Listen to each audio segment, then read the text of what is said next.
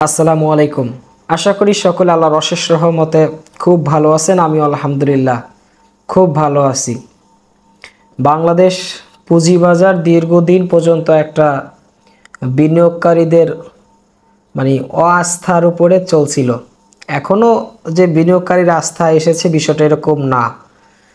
আমি গতকালকে প্রোগ্রামে বলেছিলাম যে পুঁজিবাজার ভালো হতেই হবে, পুঁজিবাজার ভালো হতেই হবে। প্রত্যেকটা জিনিসের একটা শেষ থাকে। দেখেন আমাদের প্রত্যেকটা শেয়ার এমনভাবে কমছে, এত কম দামি শেয়ার, সবগুলো শেয়ার দামই এত কম প্রাইসে আমি এর আগে কখনো দেখিনি, যেরকমটা এখন দেখি। তো আজকেও কিছু শেয়ার কিনলাম আলহামদুলিল্লাহ। তো শেয়ার কিনতে গেলে একটা জিনিস আমি লক্ষ্য করেছি, দেখা যায় একটা শেয়ার ধরেন 20 টাকা 10 পয়সা 20 পয়সা, 10 পয়সা হচ্ছে বায়ার আর 20 পয়সা হচ্ছে সেলার। আপনি ডাইরেক্ট কিনলে 20 পয়সা থেকে কিনতে হবে, আর আপনি যদি বসায় রাখেন তাহলে 10 পয়সায় বসায় রাখবেন। আমি একটা কোম্পানির শেয়ার 1 ঘন্টা বসায় রাখলাম, পাইলাম না। এরপরে আর একটা কোম্পানির শেয়ার তাও 1 ঘন্টার অধিক সময় এরকম বসায় রাখলাম, তাও পাইলাম না।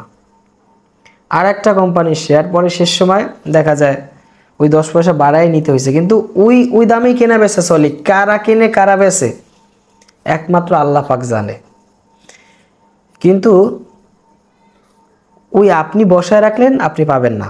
এটা আমি গতকালকেও আমার সাথে এরকম ঘটনা ঘটেছে, আজকেও এরকম ঘটনা ঘটেছে, এবং গত সপ্তাহে আমি একটা প্রোগ্রামে বলেও ছিলাম যে আসলে কারা শেয়ার বিক্রি করে আর কারা কিনে এটা বোঝা যায় না। আমি বসাই কিন্তু আমার শেয়ার দেয় না। প্রিয় বিনিয়োগকারী ভাই ও বোনেরা, আপনারা ভিডিওটি প্লে করেছেন, আমার কথা শুনতেছেন। আমি নিজে একজন বিনিয়োগকারী, আপনি অবশ্যই একজন বিনিয়োগকারী, যে কারণে আপনি ভিডিওটি ওপেন করেছেন। মার্কেট ভালো হবে, অনেক ভালো হবে। মার্কেটে অর্থ আছে। কি আছে? মার্কেটে অর্থ আছে, এবং মার্কেট ভালো যদি না করে দেশে ব্রোকার হাউসই থাকবে না। কি থাকবে না?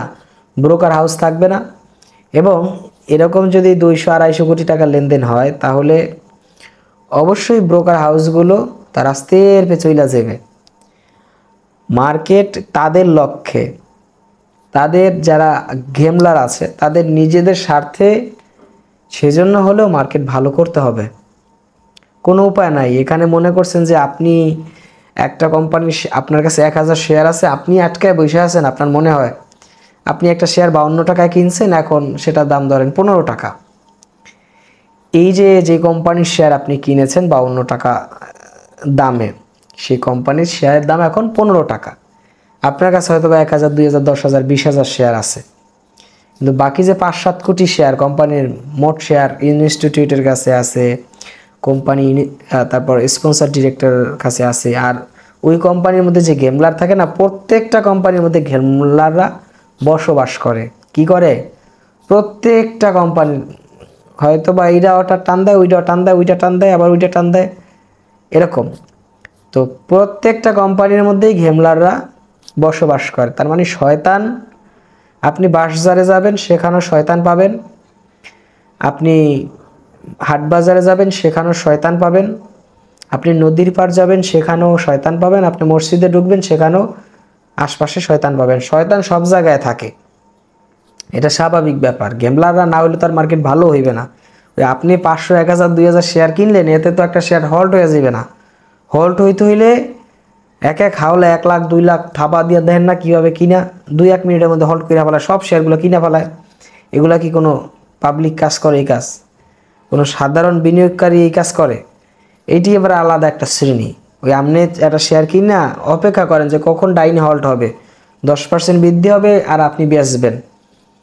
তো ওই যে আপনি এই চিন্তায় বসেন, আর ওরা হলো কিনা আগে থেকে কিনা ওদের পোর্টফোলিওতে ভরা থাকে, লোড করা থাকে। এরপরও হল্ট বানায়, এবার আস্তে আস্তে আস্তে আস্তে পাবলিকের মাথা হয়েছে সারে। তো যাই হোক, যেটা বলতেছিলাম যে আপনার কাছে 500, 1000, 2000 শেয়ার আছে, বা 5000, 10,000, 20,000 শেয়ার আপনার কাছে আছে। শেয়ারটা আপনি 52 টাকায় কিনছেন, ধরেন এখন 15 টাকা দাম। তার মানে ওই কোম্পানির যতগুলো শেয়ার আছে সবগুলোর দামই 15 টাকা। শুধু আপনারটা একা কমে নেয়, ওখানে গেমলাররাও আটকানে আছে, অনেকেরটা যা দেন আরও অনেক বেশি দামে তাদের কোরায় আছে। এই জন্য আসলে আমাদের ধৈর্য ধারণ করা ছাড়া তো আমাদের আর কোনো গতি নাই বা উপায়ও নাই। আমরা কি করব? ধৈর্যটাকে এখন আমরা বিনিয়োগ করলাম এই মার্কেটে। আর আমি গতকালকে একটা প্রোগ্রামে বলেছি যে যদি কারো অর্থ থাকে সেখানে আপনি এখন ইনভেস্ট করে অ্যাভারেজ করেন। এতে দেখা যায় এখন যে শেয়ারের দাম এখন কিনা তুলে ভাই 6 মাস 1 বছরের মধ্যে দেখবেন যে একটা শেয়ার 2 গুণ 3 গুণ হয়ে গেছে। এটা আমার মনে হয় বা আমার এটা বিশ্বাস। এই দামে, যেই দামে শেয়ার আছে, এই দামে শেয়ার 1 কেজি কচু কিনতে গেলে লাগে 60 টাকা, যা দিয়ে 10টা শেয়ার পাওয়া যায় ভালো কোম্পানির। তো এই জন্য আমি বলার পরে একজনে বলতেছে যে ভাই এই মার্কেটে শেয়ার কিনলেই লস হয়, আর কিনতাম না শেয়ার। একজনে বলে ভাই আপনি যদি এত অধৈর্য হয়ে যান তাহলে শেয়ার মার্কেট আপনার জন্য না। আপনি মনে করেন যে আন্তর্জাতিক মার্কেটটা গতকালকে অনেক খারাপ ছিল। তো মার্কেট ভালো হয় খারাপ হয়, যদিও আন্তর্জাতিক মার্কেট খারাপ হয় 10 দিন, ভালো হয় 2 দিন। ওই যে 2 দিন যা ভালো হয়েছে ওই 10 দিনের চেয়ে বেশি যায় গিয়া। কারণ আমাদের তো 10% উপরে ওঠার একটা সার্কিট থাকে, ওদের কোনো সার্কিট থাকে না। ওরা একদিনে 50, 100, 200% একদিনে উঠতে পারে, বিষয়টা বুঝছেন তো। আর একটা ব্যাপার হলো আজকে বেক্সিমকোর প্রাইস অ্যাডজাস্টমেন্ট হওয়ার কারণে প্রায় 5% মতো দাম কমেছে। তা না হলে আজকে মার্কেট ইন্ডেক্স 70-এর উপরে প্লাস থাকতো। ওই বেক্সিমকো ও কমায় রাখছে প্রায় 10-12, বুঝছেন তো। মার্কেট ভালো হওয়ার সম্ভাবনা আমরা দেখি, এই আশা রাখি, কারণ মার্কেট যে একটানা ওই পতন অব্যাহত রাখবে। অনেকে ওই যে মার্কেট যখন বলি যে মার্কেট 14,000 ইন্ডেক্সে যাবে, অনেকে সেটা শুনে অসন্তুষ্ট হন। আমি মাঝে মাঝে অবাক হয়ে যাই, এরাও কি বিনিয়োগকারী? আমরা আশা রাখতে কি আমাদের কোনো সমস্যা? আমরা একটা ব্যবসা করি, এই ব্যবসাটা অনেক বড় হবে, হে আশা রাখতে আমাদের কষ্ট হয়, সমস্যা হয়। এরা কেমন বিনিয়োগকারী আমি এটা বুঝি না। মার্কেটে অত্যাধিক টাকা আছে, যারা জুয়া খেলে এদের টাকা ভূতে জোগায় দেয়। আর যারা এই শেয়ার মার্কেটে ইনভেস্ট করছে বা বিনিয়োগ করতেছে এদের টাকাও ভূতে জোগায় দেয়। দেখেন আমার কাছে কিছু টাকা আসছে, আমি সেটাকে না খাইয়া বা অন্য কাজে না লাগায় আবার শেয়ার কিনা বসে আছি। আবার গত সপ্তাহে কিনছিলাম কিছু শেয়ার, বলেছি প্রোগ্রামে। এটা নেশা হয়ে গেছে। কি হয়ে গেছে? শেয়ার কেনা একটা নেশা হয়ে গেছে। পকেটে 50,000 20,000 টাকা আসলে মনে হয় যে না, এই 20,000 টাকা দিয়া কিছু ছোট ছোট কিছু শেয়ার কিনা থুয়ে দিই। মানে এরকম নেশা হয়ে গেছে আমাকে। তো এরকম নেশা প্রত্যেকটা বিনিয়োগকারীর হওয়া দরকার। আর যারা এই শেয়ার মার্কেটটাই হচ্ছে মেইন পেশা, যাদের আমার মতো ছিল, যেটা যে শেয়ার মার্কেটটা এই ট্রেড করেই আমাদের মেইন মানি হচ্ছে প্রফেশনাল ছিল ট্রেড করা। তো দেখেন আমরাও কিন্তু আটকায় বসে আছি। এই যে মার্চের 15 তারিখ পর্যন্ত আমরা ভালোই ট্রেড করলাম, এরপরে ট্রেডটা কি একটানা মার্কেটটা পড়ার পরে আমরা ট্রেড আর করতে পারি না। যারা ট্রেডার, যারা আটকায় থাকেন, তারা যদি না ছুটতে পারে এই মার্কেটে 1,000 কোটি 1,500 কোটি টাকা লেনদেন হবে না। এই জন্য আর আরেকটা ব্যাপার, মেইন গুরুত্বপূর্ণ বিষয় থেকে গেছি অন্য টপিকে, যেটা নিয়ে কথা মানে শুরুতেই বলবো, সেই কথা শুরুতেই গেছে আউলেয়া। মানে এই পুঁজিবাজার নিয়ে কথা বলতে আসলে ব্রেন ঠিক থাকে না, ব্রেন লড়বড় হয়ে যায়। যেমন একটা ডিম এক জায়গায় রাখলে ও খালি ঘুরতে থাকে। আর টাইসের পেও দিন রাখছি, গইরা পড়ে গেছে ফাইটটা, বুঝছেন। মানে মনে হয় যে ও দৌড়ায়, বাচ্চা আছে ওইটার মধ্যে, ওরকম অবস্থা। আসলে তো ব্যাপারটা ওরকম না। তো আইসিবি 3,000 কোটি টাকা পাবেন, এই নিউজ গত 2 সপ্তাহ পর্যন্ত। কেউ বলেন যে টাকা পাইছেন, পাইয়া শেয়ার কিনে না, এরকম মানে যে যার মতো করে মতামত দিয়েছে। আজকে দেখলাম যে বাংলাদেশ ব্যাংক আজকে সেই 3,000 কোটি টাকার অনুমোদন দিয়েছে। তো সেই টাকার মার্কেটে বিনিয়োগ যখন শুরু হবে, তো 3,000 কোটি টাকা নতুন কইরা যদি মার্কেটে আসে তো ভালো।